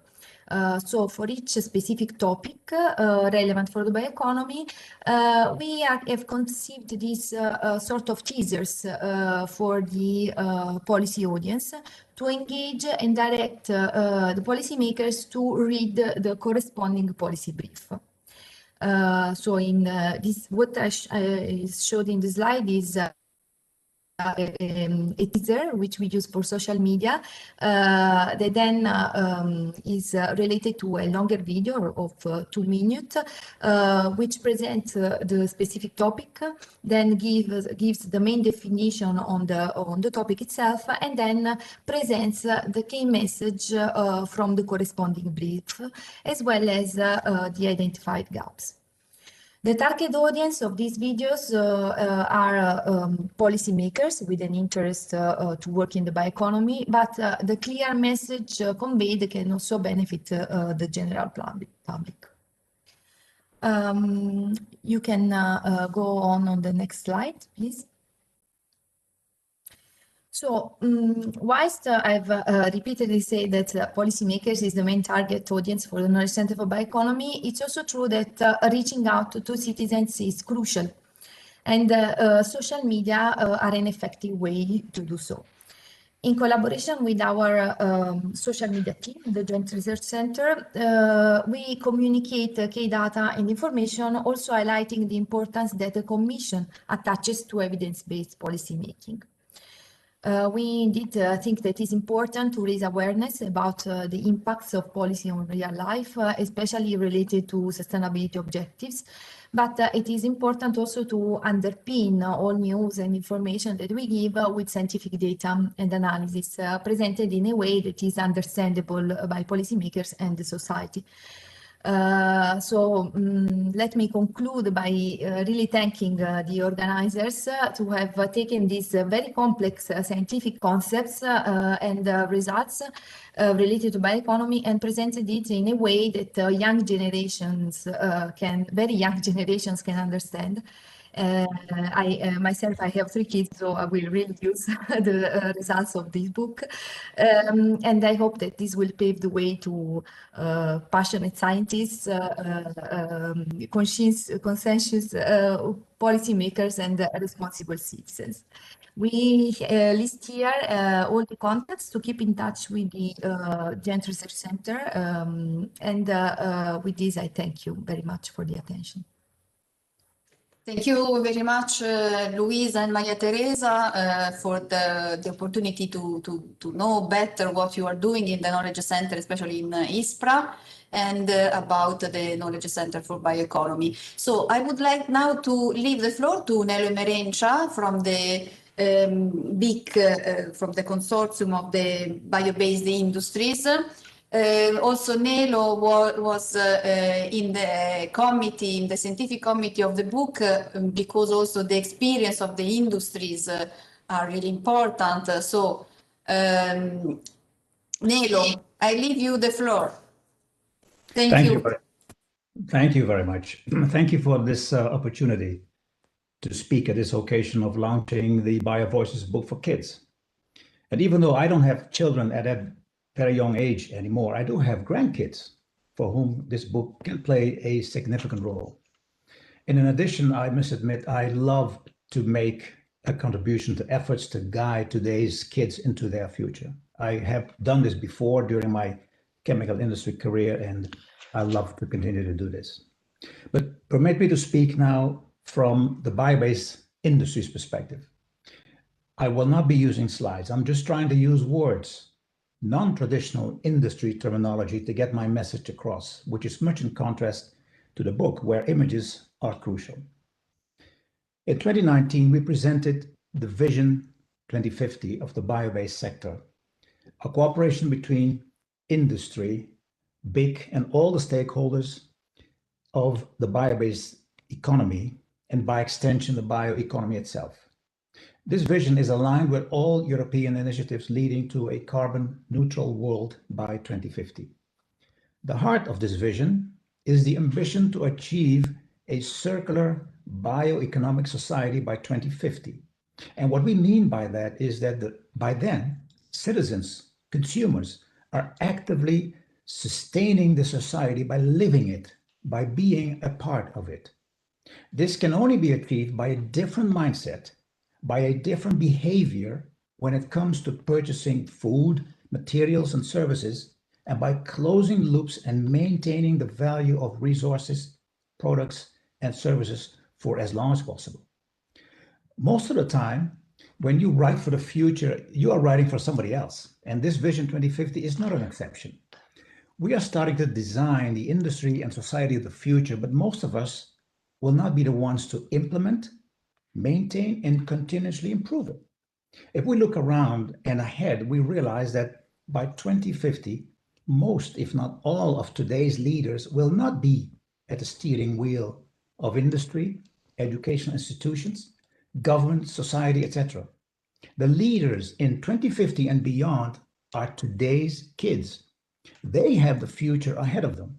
They will shape that future, a future that necessarily is different than the world we live in today, as we describe this change in the Vision 2050. So if there is one red thread in the actions leading us from now to 2050, then that is change. But most of the time, change doesn't happen overnight. As a matter of fact, the average human being doesn't want to change. Humans resist change in first instance. But humans will change, and they will change rapidly if they see and feel the urgency for change to avoid a catastrophe, for example, or when change gives an advantage over others, or if the change is something very interesting and appealing to them. When it comes to bioeconomy, we need changes that are compatible with the revolution we have seen in the use of smartphones, tablets, laptops, and the communication through social media. All of this occurred in a relatively short period of time and are today part of mainstream interaction between people.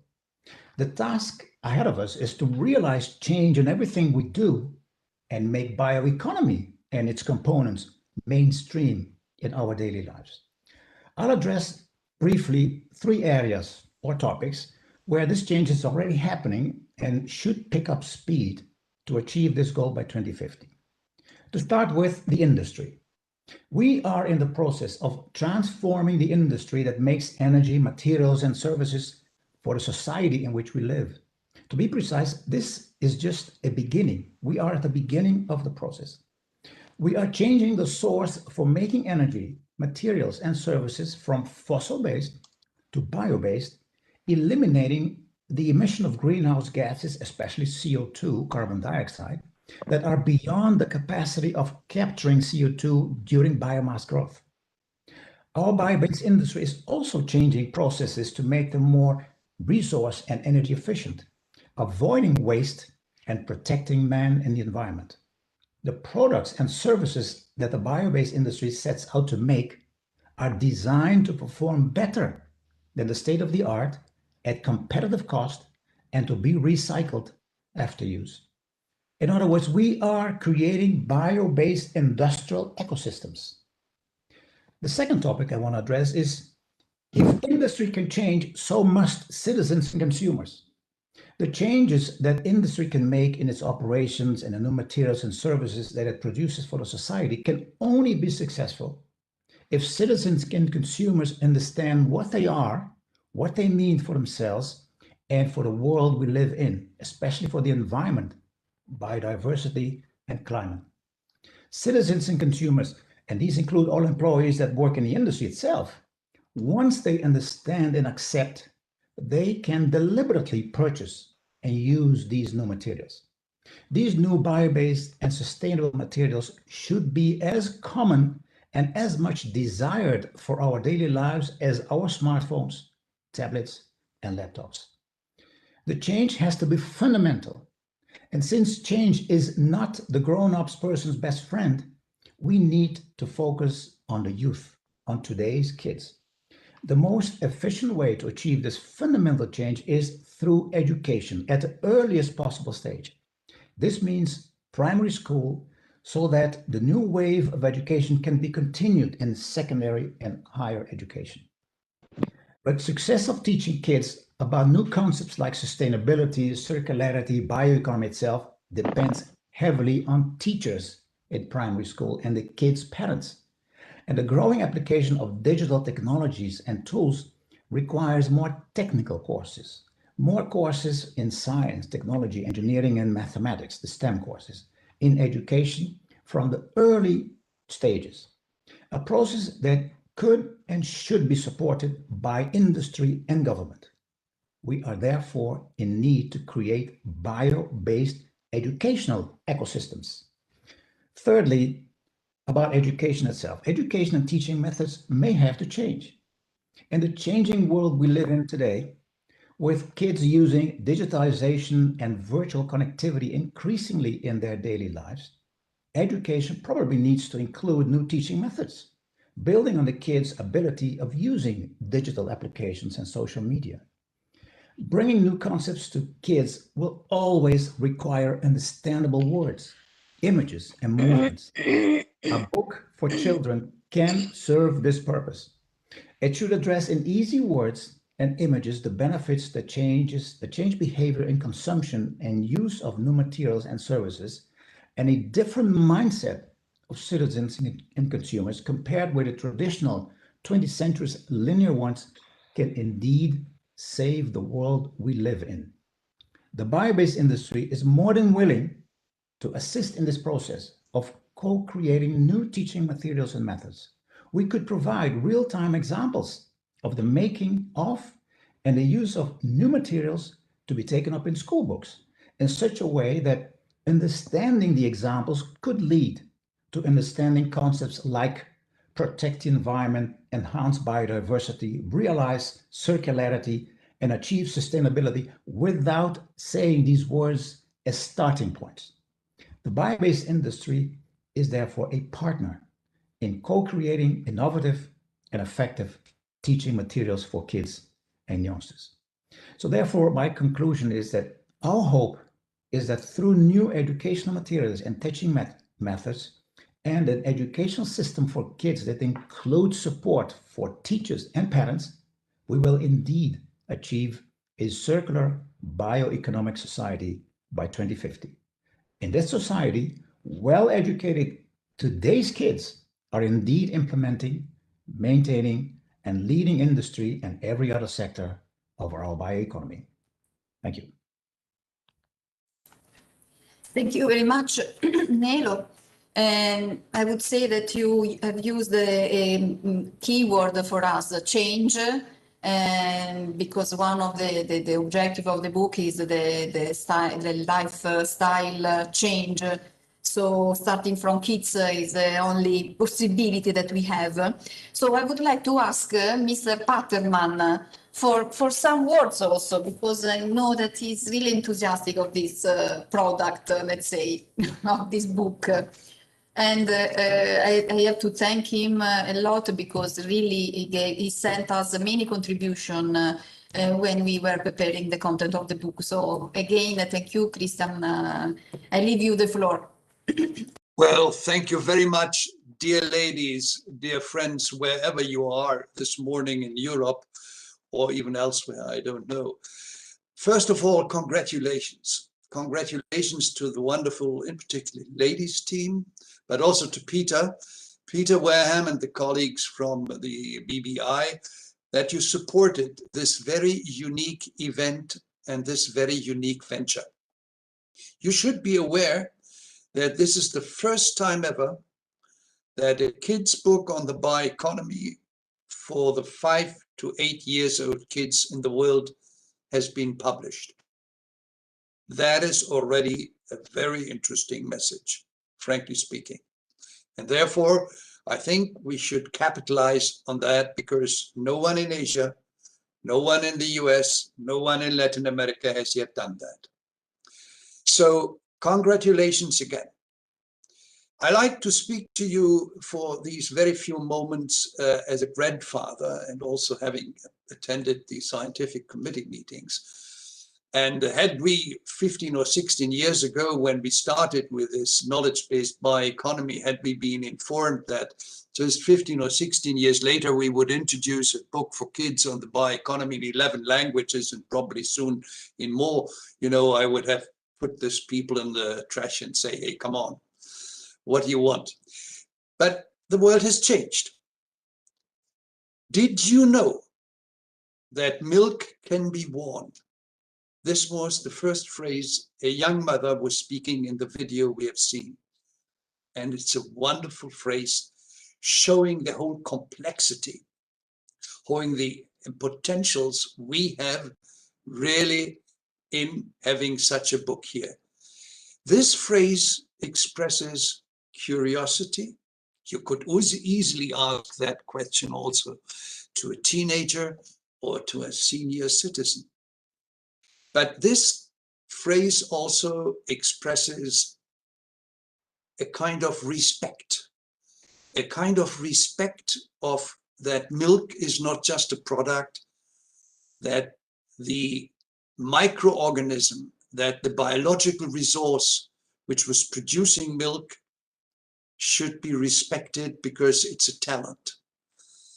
Now, if you would put that question to someone between 20 and 30, he might then be even more interested in knowing that the potential of such a fiber, which is produced by milk in a textile, would be anti-allergic. That would be another advantage for this person. And if you're a little elder, then you might even think about the mega trends, you know, of animal welfare, of dairy product for the upcoming emerging middle classes and how they will change the world, etc. So if I may share with you 2 or 3 thoughts in the next 2 minutes on my experiences in the scientific committee and when dealing with this wonderful book. The first one was, it was really challenging because the language of the kids between 4 and 8 is different in comparison with the language the teenagers or the youngsters or young students talk. That is the first point. So the challenge was that we could easily, let me say, make the very complex fabric of bioeconomy simple, but not too easily simplify it so that you neglect scientific robustness. That was really a challenge. And believe me, we had a lot of emails exchanging on the questions of bioplastics, on biodegradability and recyclability, etc., etc. The second point I would say is that the curiosity, which also was a fascinating element then later on when you were transforming these news to younger people. And I would like to finish with an anecdote in this respect. You know, I would have 4 grandchildren, and the youngest one is now 7.5. And she was celebrating her birthday, and she got already a small GSM for kids that exists. And we were talking about a lot of interesting things on her birthday because her father had just purchased an e-mobile the weeks before. So we were talking about electricity and batteries in a car. And I was talking about the fuels for biofuels, also for large vessels. That was a topic in our book. And I remembered that there are algae and there is cooking oil and there might be other very, very interesting stuff for biofuels. And then I took her GSM and said, what is the cask made of? And she said, well, it might be something plastic or so. And I also talked to her and said it could be made of other stuff like cork or algae or fish scales or fish skin. I had one from Iceland. And then my grandchild looked at me and said, grandfather, what you just said, I mean, I would like to have a cask of my GSM which is made of cooking oil. I said, why? Well, you see, when we go and have a barbecue outside, I could take that and, you know, I taught you how to scan, and then I might have the cooking oil on the barbecue and it will work. So I was a little puzzled, you can imagine. But, you know, that's how kids react. Dear friends, the strategies, and we heard about more than 50 regional ones in Europe now and about 20 on nations, will be the backbone of activities together with industry and society. Very wise words have been spoken today. But the soft skills the soft skills, that's education, management, and also communication, become more and more of importance.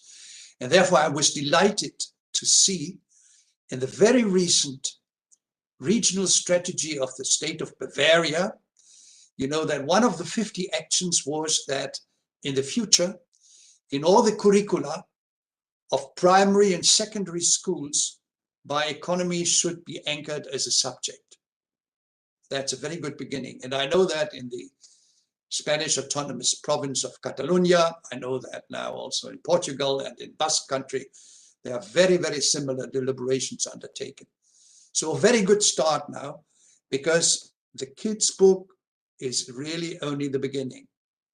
And we will see to what extent this wonderful model might be copied later on other continents. Again, I wish you very, very best for the future of this book. I'm so keen on really forwarding it to a lot of people as well. And again, thank you and happy Easter to all of you. Thank you, Christian. Happy Easter also to you and your family. And so thank you very much for all your words about the book. It was really an adventure, as I said at the beginning, for all of us. And we hope that it will be really engaging many kids. As I already said, we started these piloting activities in Italy, but also our partners from Transition to Bio will start in a few weeks also in their countries, distributing the book, giving also trainings for the teachers. So we really hope that it will be an activity that will be not only pilot, but especially successful around schools and museums for children in Europe.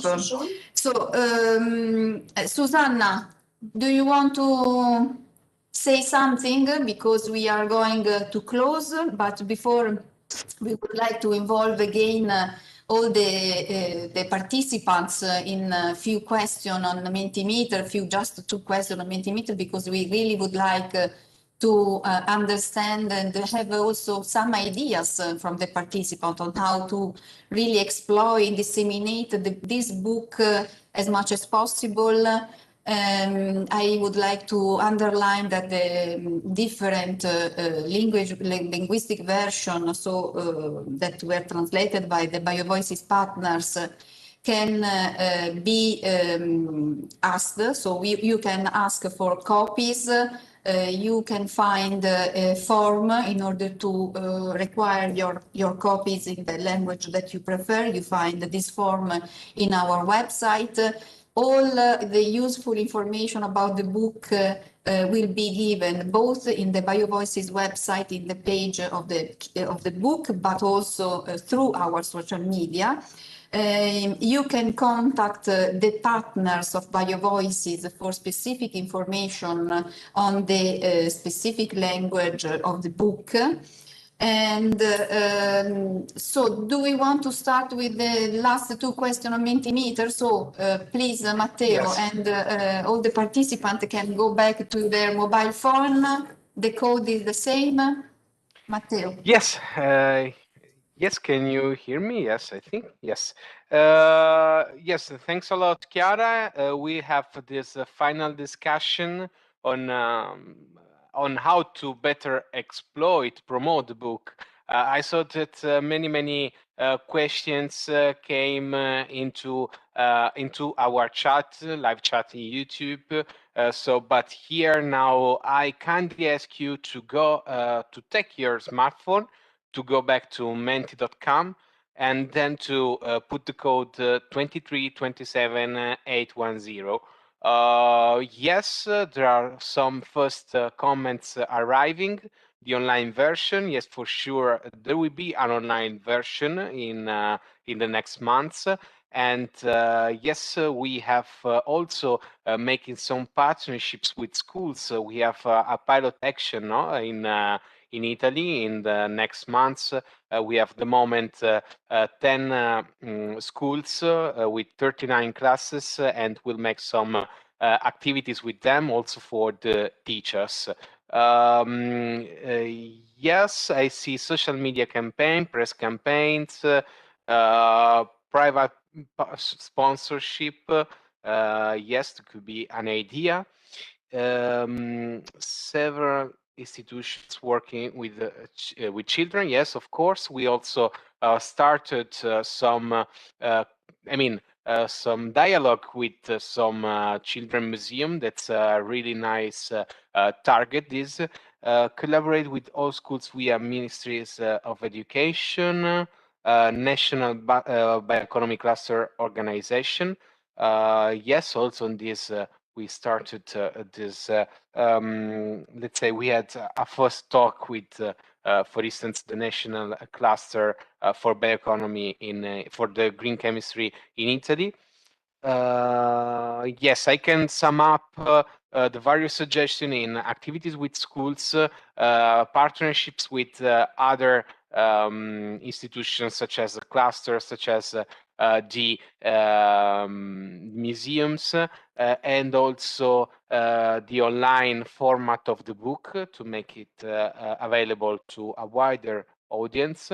And there are also suggestions about summer camps, new languages, and I would also to highlight again, as Chiara said, that after the meeting, all the material will be available on BioVoices website, in particular in the webpage dedicated to the book. So you'll find the presentations, you'll find the form to request your copy, and you will have also an overview about who are the responsible partners for each language version. So I think we can move to the next slide for the next question. And thanks again for all these insights. So this is additional targets as stakeholders multipliers to be involved in dissemination. In this case, I saw that already. I see that some suggestions already came. For instance, museums, clusters. Someone mentioned also an hub. And just to tell you that we'll use all those suggestions. We'll analyze them after the event, and yes, for sure, we will come up with new ideas and new collaboration. And of course, if you want to establish collaboration with us, please write us. I saw in the YouTube chat that there are some fairs, festival on science that already proposed collaboration. Okay, so just to comment, the first insights arrived. The Montessori schools all over Europe, but in general, I see that schools, municipalities, and local governments, and new funded projects. There is also an interesting comment about the governments of the European member states. That is for sure another important target. For instance, we have the Hungarian translation thanks to the collaboration of the National Ministry for Agriculture, and also because Barna Kovacs, that is the coordinator of the BioEast initiative, was also a member of our scientific committee. And we have business industries. That's another important collaboration. The partnership with publishing houses of school books, okay, and people from arts and influencers. That is another target really relevant nowadays, and we'll work with influencers also in the transition to bio project. Science fairs, we did already a lot of activities, but we hope to have the possibility in the really next future to come back there on site and to engage with the school schools, with kids, with families, parents. It was a great experience. We had a large public in Rome with Maker Faire. It was really nice to work with them. Companies that wish to boost their educational activities. Okay, bio apps. That's great, and I think that we have really a lot of material to be that we can use to be inspired. That's really nice. The supermarket chains in Europe. That is a very, let's say, out of the box comment, since it wasn't really related to the other comments arrived till now. So thank you very much. I think that we can close with this interactive session. So Chiara.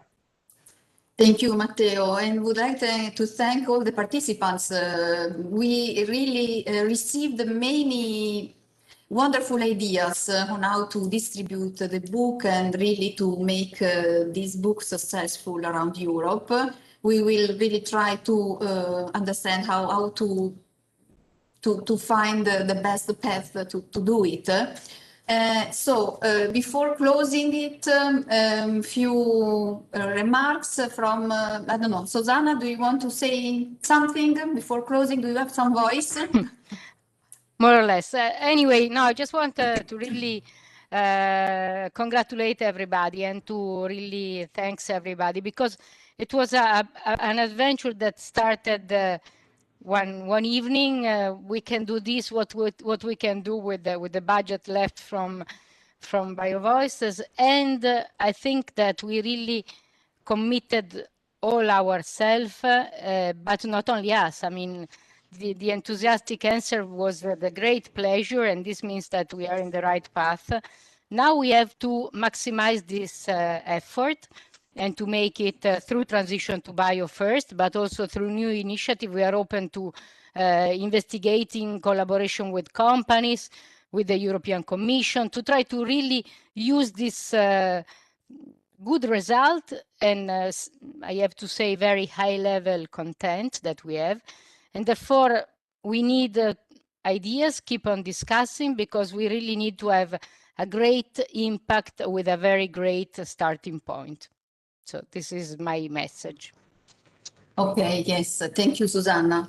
So I would like to close thanking our special guests today, so Peter Verheim, Luisa Marelli, Maria Teresa Borzacchiello, Nello Emerencia, Christian Paterman. Thank you for your participation, for your contribution. Thank you to all the members of the scientific committee, and I have to thank all the BioVoices partners, because they did a great job during the last few months and during the translation. And so a special thanks also to the BioVoices partners. So thank you for this participation, and I hope to see you for the final event of BioVoices on the 22nd of April. So see you soon and stay tuned. Thank you. Bye. Thank you all, and bye-bye. Bye-bye. Thank you. Bye-bye. Ciao. Bye-bye. Happy Easter. Happy Easter.